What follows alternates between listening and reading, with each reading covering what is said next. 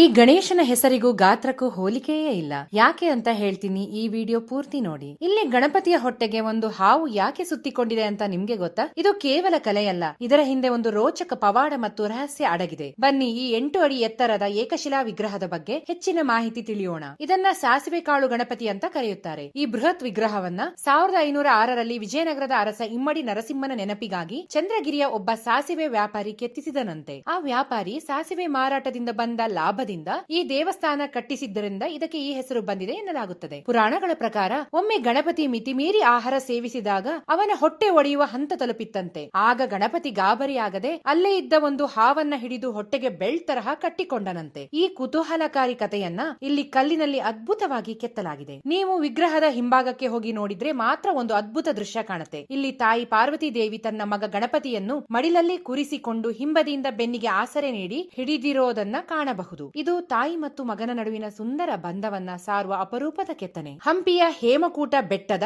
ತಪ್ಪಲಿನಲ್ಲಿರುವ ಈ ಗಣಪತಿ ಇವತ್ತಿಗೂ ಹಂಪಿಯ ಹೆಮ್ಮೆಯ ಗುರುತಾಗಿ ನಿಂತಿದೆ. ನೀವು ಮುಂದಿನ ಬಾರಿ ಹಂಪಿಗೆ ಹೋದಾಗ ಈ ಗಣಪತಿಯ ಹಿಂದಿರೋ ಪಾರ್ವತಿ ದೇವಿಯನ್ನ ನೋಡೋದನ್ನ ಮರೆಯಬೇಡಿ. ಈ ಮಾಹಿತಿ ಇಷ್ಟವಾದ್ರೆ ಈಗಲೇ ನಿಮ್ಮ ಫ್ರೆಂಡ್ಸ್ಗೆ ಶೇರ್ ಮಾಡಿ ಮತ್ತು ಇಂಥದೇ ಅಮೇಜಿಂಗ್ ವಿಡಿಯೋಗಳಿಗಾಗಿ ಪೂರ್ಣಿಮಾ ಡೈರೀಸ್ ಫಾಲೋ ಮಾಡಿ.